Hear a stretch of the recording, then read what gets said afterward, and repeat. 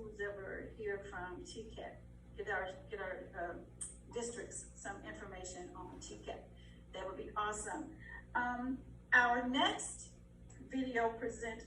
presenter, apologies, is representing our military, those who serve and keep us safe and allow us to do the things that we do. And that is Lieutenant Colonel Bernard House. He has some acronyms, LTF, FA, and Professor of Military Science. Well, good afternoon, and thank you for allowing me to participate in this fantastic event. As you said, my name is Bernard House, and I am an American soldier. I have been in the Army for the past 23 years, and I hold the rank of Lieutenant Colonel. I'm currently serving as the Professor of Military Science for the University of Tennessee at Martin, with the responsibilities for recruiting, educating, training, and commissioning of students as officers into the United States Army. So my journey began in Arkansas, a small town called Lexa. My father was a Vietnam veteran. Although he didn't talk much about his time in the Army, he hung an award in our house, and I would read it every day. My father's service sparked my interest in the military.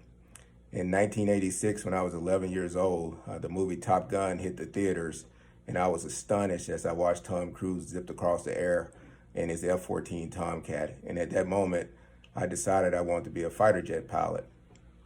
As the years went by, I stuck with my goals of becoming a pilot until one day I was sitting in study hall and they were broadcasting the news. The year was 1991. And as I stared at the television, I saw a tall African-American male in his military uniform with a ton of medals on, talking to reporters. I was fascinated.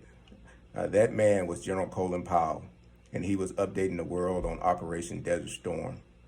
It was at that moment that I changed from wanting to be a fighter jet pilot to wanting to be an American soldier. The following year, when I was 17, I enlisted in the Arkansas National Guard and attended basic training at Fort Benning, Georgia, between my junior and senior year of high school. The training was tough, but I really enjoyed it. I returned home proud, finished my senior year of high school, and was ready to join the active duty Army. However, my Army goals took a turn when I was approached by a college ROTC recruiter. You see, my mother had big dreams of one of her sons attending college. And as I was the youngest child, I was her final opportunity, and ROTC afforded me the opportunity to achieve my goals of becoming an American soldier while supporting my mother's dream of having a college graduate in the family. So I took the ACT test, traveled to the university for a fitness test, conducted an interview, and then we waited. And once it was all over, I was awarded a 4-year Army ROTC scholarship to the University of Arkansas at Pine Bluff. That year was 1993. I was off to college, and the best part, it was totally free. College was great, and ROTC provided me with the training I required to start my military career. ROTC classes focused on communication skills, learning military doctrine and regulations, and military history. In the weekly ROTC labs, we learned about map reading, patrolling techniques, and leadership skills. Each morning, we executed an hour of physical training, all of which was to prepare us, the cadets, to attend a summer training event called Advanced Camp, which was a 35-day training event that all cadets attended prior to receiving their commission. I attended Advanced Camp in 1996, and upon completion, I returned to the university to complete my studies. And in December of 1997, all my dreams and the dreams of my mother became reality as I stood center stage at the University of Arkansas at Pine Bluff, surrounded by family and friends as my parents pinned on my second lieutenant rank. I was officially an American soldier, and my mother had her college graduate. As I reflect on my journey, and when I was sitting in your seat some 30 years ago, I am reminded of a quote from Nelson Mandela. Education is the most powerful weapon which you can use to change the world. If I could travel back to where you are now, I would do 2 things differently.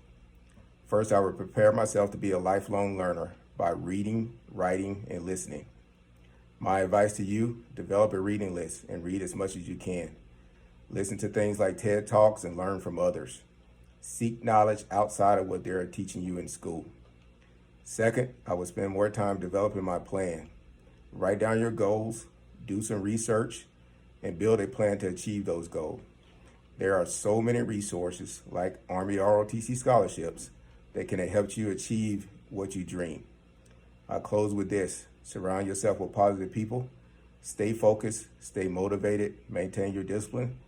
Shoot for the moon, and even if you don't make it, you will still be amongst the stars. I'm proud of each of you for attending today's summit. I wish you continued success as you prepare to complete your final years of high school and move on to college. Thank you. All right, yes. Okay, so I have